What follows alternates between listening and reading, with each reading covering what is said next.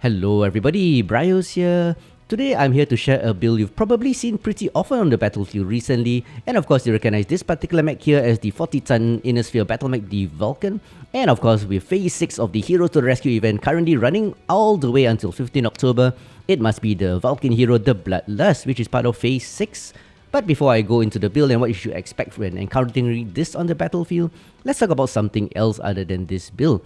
And that's the announcement by PGI, which was just 24 hours ago as the time of this recording. And what is this announcement, you might ask? Well, on 5th October, Russ announced the formation of the live operations team comprising of Matt Newman and, most interestingly, Daeron, also known as Bombadil, who was appointed Senior Marketing and Community Manager. And yes, he is senior. But anyway, you might be wondering why this is significant and who on earth is Daeron? Well, Daeron is also known as Bombadil in-game, and he's been around a pretty darn long time, since the beginning, I think, of MechWarrior Online, working together with Phil, also known as Sean Lang, as part of No Guts, No Galaxy, which was actually contracted with PGI until I think sometime late last year, where they basically got fired. But yeah. So anyway, the appointment of Daeron as the Senior Marketing and Community Manager caused quite a bit of discussion on social media. And yeah, there's always a lot of negativity, lots of negative comments about his appointment. But to be honest, that's the MWO community for you. Very negative. Anything from PGI will be greeted with negativity. Whether it's a mech pack, they'll say, oh, it's always a mech pack. Give me something new. A new map, which I actually would like a lot. They say, oh, just a map. Why not something else? Roadmap, they'll say, oh, that's all, just a roadmap, no content, so on and so forth. But I think we should look at the positives. So while I do acknowledge the negatives in appointing Daeron as part of the new team, let's look at the positive points of his appointment. And that's the focus of this discussion for now before I go into the build. So as I said, Daeron has been around a long time, so he knows the community really, really well. And he is able to get the people together. He knows the community and he is able to rally some support easily. He doesn't need to get reacquainted with everybody. And now, as officially part of the PGI team, I would like to think he's closer to the pulse of PGI itself. So able to talk to the staff and influence the staff directly. So that I feel is a positive point. And also, he has the official post of marketing, senior marketing. And it sounds like an old man going shopping, senior marketing. But for once, PGI has an official marketing position. As far as I know, they never had one before. So with such a post, I would like to think he will work on marketing this beautiful game. And that's one thing this game really lacks, the marketing aspect. There has been no marketing, and yeah, PGI doesn't care about pushing the product out to the masses, and most people don't know about this wonderful PvP game.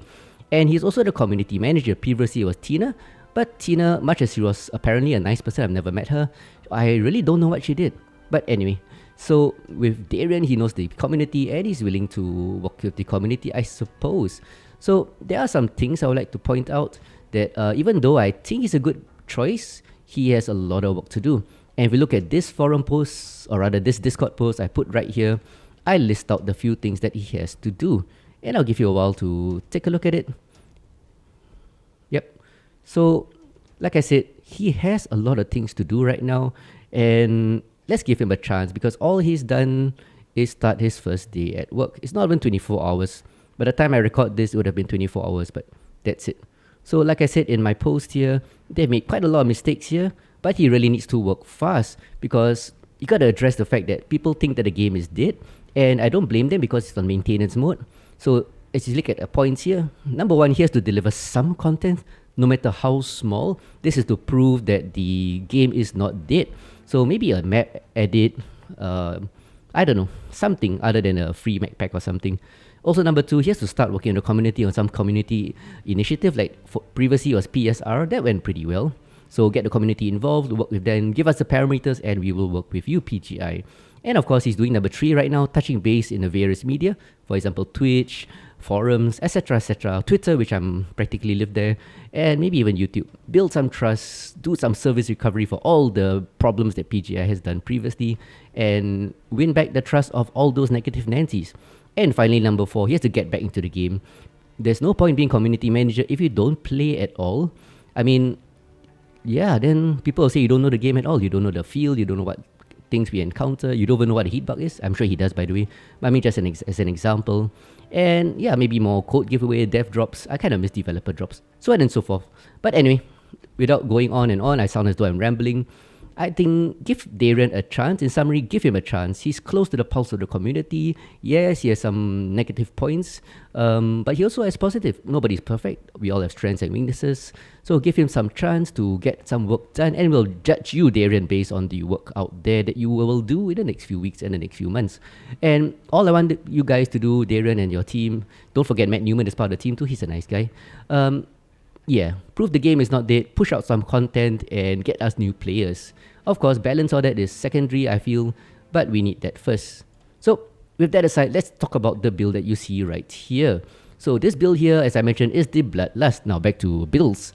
This Bloodlust is a really vicious mech. It's the SRM Vomit Vulcan. And honestly, you don't see this very often on the battlefield because the ASN-21 is around the same. In fact, people always ask me, ASN-21 or the Bloodlust? I will say ASN-21. The Bloodlust is slightly better, but in academic circles, we'll call that statistically insignificant. So, better by a bit, but by not much, due to the hitboxes and the 30% Seeble bonus. But being a hero mech, you can only buy this for cash or for MC, which is kind of sad, because, well, it doesn't offer much over the Assassin-21. But it's still a pretty good mech, and you'll see lots of this on the battlefield. And of course, the meta build for this is the 4 SRM4 build. SRM Vomits with 6 tons of ammunition. My version is 6 tons of ammunition, plenty of ammunition, 5 jump jets, because when I want mobility, I really go all out. So 5 jump jets is pretty darn good. XL300 engine gives me a speed of 127, so it is really decent speed. Arms are stripped because you don't need armor for the arms, there's nothing in it. And yeah, simple high mobility SRM Vomits build.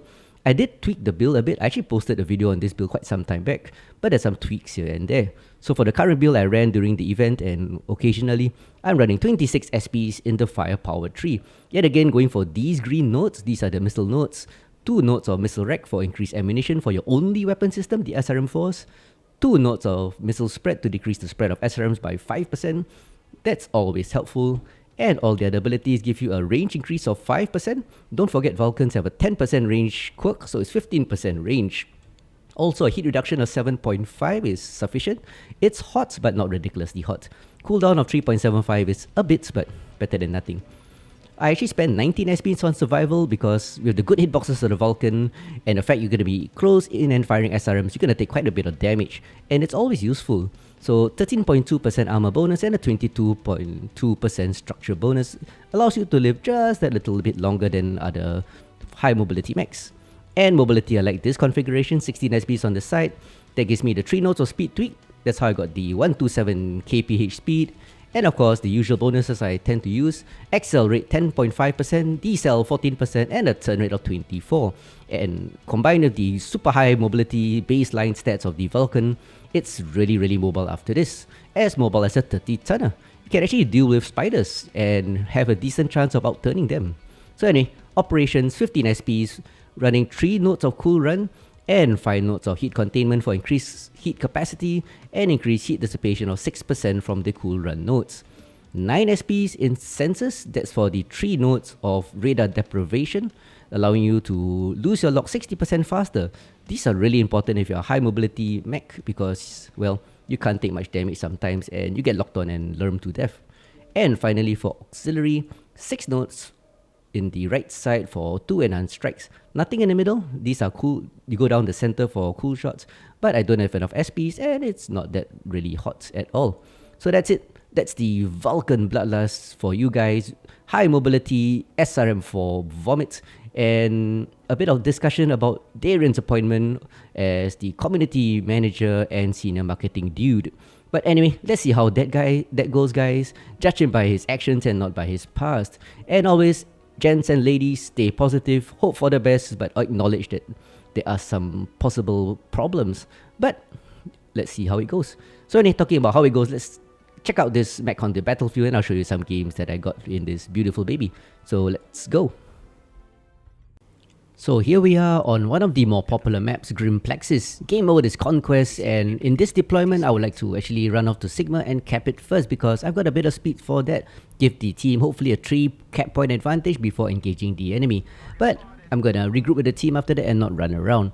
And talking about the team, today we are dropping, coincidentally syncing together with RQ, Fury, IPAM and Colonel Wolf, all nice guys from Twitch. Some of them with Twitch channels, and I'll put the links in the description below.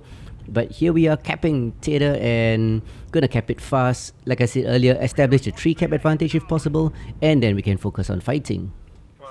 Alarms on Alpha. Roger. Target acquired. Suggest we converge Hotel 6, Hotel 5. Take out Alpha first. Target acquired. Multiple contacts, Golf 7. Acquired. Good news is that Alpha is caught and isolated. The bad news is there's a whole bunch of us squirreling. Golf 7 coming in, assaults, and a few heavies. Yeah, everybody's running off to chase that Cataphract, as you can see from the Charlie mini-map. Lance hang tight. Not many facing Golf 7 where the main engagement is. Charlie Lance is pushing alone. And I'm going to try support them, but I just don't have the rage. So I'm going to drop a strike at the center of Golf 7. Hopefully get a Echo's few. boat, Golf 7. Yep, other than Echo. Hopefully get a few in the center. Yep, a bit of damage as you can see from the strikes. Learnboat in Golf 7. Somebody help and me with Golf 7. I don't really have the range, There's but a I'm Nova going Cat Learnboat. to try moving on him. Last friends. Yep. I'm a bit too far forward, I'll wait. Yeah, I'm a bit overextended. But I'm going to launch some missiles at him, draw some aggro and hold tight. Team is rushing back, thankfully, after taking out that Cataphract. Jaeger, Golf. So gonna use some cover on my left and the heels to pop Hotel touch. 7, please. But I think it's time to bug out. Hotel. Acquired. Gonna push the right flank where some of my buddies are. I'm so exposed right here. They got a good firing line this side. I just ran across the middle of the field. Golf going down. You shot at me. Yeah, Jaeger is pretty caught Golf. Excel probably with those weapons. One more shot, Golf. Team is finally getting aggressive, but as you can see from the map, our left flank is under great stress. Hence we are 1-3 down. Destroyed. Those who went One to RQ. Acquired. those who went to Fox Look at the 7 map. are in trouble. Hotel. 2-4. That was a result of the NASCAR. We chased that Cataphract earlier. And those in front just suffered for that. So very aggressive Punchy gameplay. going down. That Learnboat just focusing on me. Take out Hotel, please. Sometimes I feel I get focused a lot by Lerms. Thank you. Golf 8. Learnboat. Echo. More so than others. There he is. Golf 7 unless you have speed. I'm going for Echo. Lots of missiles come in. Getting within his 180 meters range to minimize damage. CT is open. And I think I can get the kill. Oh, yep. Golf 7, one assault coming in. Lima. Phoenix Hawk. Golf 7, one assault. Push Golf 7, guys. Go for the assaults. Delta. Oh, many assaults. So score is 4-5. Game is tight. Charlie first, Charlie. Yes, please. So trying to focus down Charlie the Annihilator, his left torso. Left torso, Charlie. Calling it out to the team. Pop starting behind this rock formation here. He hasn't really focused on me. But once he looks at me, I am out of there. 4-6. Focus, Charlie. Not good, we are losing this. Caps and kills. Yep, he turns to see me. Reversing behind those rocks. Trying to avoid my buddies behind me. Yep, there they are. Things don't look good. Let's see how much damage I can do. Enemy team is grinding us down slowly. They have the high ground. This fresh Warhammer Foxtrot is coming in. Shooting below these buildings, you can actually hit the legs. Yep. There comes a timber suddenly. He's fresh also. Lots of fresh enemy mechs. 4-8, 4-9. Wow, this match is basically lost. And that was because, honestly, we chased that mech too early. And the enemy pushed really hard and aggressively. Aggression wins, by the way. 5-9. I think the game is more or less lost. But let's show you what this build can do. With lots of hit and run, strike and twist. Short range, point blank SRMs for the damage. Left torso is open on the timber and I go down. Last one down. It's quite a wipe, 5-12. So interesting match. I think I did quite a lot of damage, a lot of hit and run, but our own team just crumbled back there. So as you can see, very decent performance, 900 damage, 388 taken, that's a lot for a 40 tonner, 4 KMDDs and 1 killing blow. 5-4-3 match score rewards me, but sadly still a loss. So let's go on to the next match.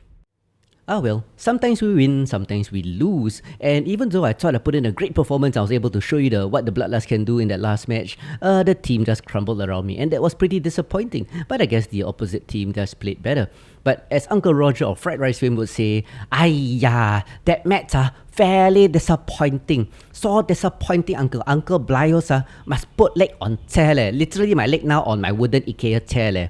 And in Asia we use finger cooked rice but for that bloody match I give matchmaker my fingers So yeah, that's how I feel about that match. But moving on to the next match, yet again is Grimplexes. And thankfully this time it's staying together rather than spreading out. So let's see what this team can do. And this team also has quality players, the group being a 4-man I think from Airy, and they're really decent players. And it looks as though they're setting up Echo 8, Fox 8. Acquired. Artillery strike. Oh, Charlie coming in fast. It's a Scout Derek Wolverine. Tasty. Fox 8 heavies. Bloodlust. Now with my leg off my IKEA chair, I'm gonna find the enemy, relay the position to my team and bug out. Like Foxtrot. Being baited. Like that Bloodlust. Get him. Foxtrot. Yeah, he's being baited forward. Just gonna fire some missiles and then shift from the left flank to the right flank. Right torso. Bloodlust. Foxtrot. Finding some targets and relaying the position to the team. So, great engagement here. Gonna try flank through. Penetrate them, even though that sounds a bit wrong. And yeah, take care of fast movers like that Vulcan. The fast God, movers... everybody's in my way. Yep, everybody gets in the way, but that's because I'm running around. Focus Fox 8 targets, guys. And that's what fast mech should do, screen the friendly big guys from the enemy fast movers too. Watch out for the Mauler. High ground. Fox 8. Yeah, enemy maulers are a dangerous threat. New target. Juliet left torso. Hatamoto. One Hatamoto pushing here. Gonna focus on his left torso. But that Vulcan comes in. Vulcan Alpha. Much as I would like to farm big guys, gotta protect the team and either chase down the light mechs, the fast mechs rather, Help me with Golf. or pick off stragglers like this Marauder. Golf going down. Letting the friendly assault Oh, draw stop some shooting me, please. aggro before I go in. Thankfully that Scotch is really aggressive. And he goes down. So go on to the next target. 2-1. New target acquired. Slight advantage in kills. Vulcan Alpha. Oh, that Vulcan. please. That Vulcan's in trouble. Oh, and I get the kill. 16 missiles to a quad CT. Just ball up. Defend. To the quad CT, and he goes down. New target acquired. So hitting them from the flanks, 3-1. Still close. Hatamoto Juliet left torso. That's Juliet again. Left torso is open now. But I've drawn a bit too much aggro. Time to fall back. Grasshopper in pursuit. Fox 7. Yeah, that's a Grasshopper who really wants me. But falling back to my teammates here. And then coming out again. Sally forth, as I like to say. New target acquired. So lots of confusion here due to the strikes and the weapons Wolverine fire. left torso. So I found a Wolverine on the enemy side there. Left torso is open. Grasshopper right torso. I've managed to flank Bravo. He doesn't know I'm here or he doesn't care. It's gonna pump him with more missiles. That's what you do when you penetrate the enemy. Pump them with missiles. So Yep. 7-1. 7-1 right now. Quite a storm. It's just a matter of mopping up, getting the kills.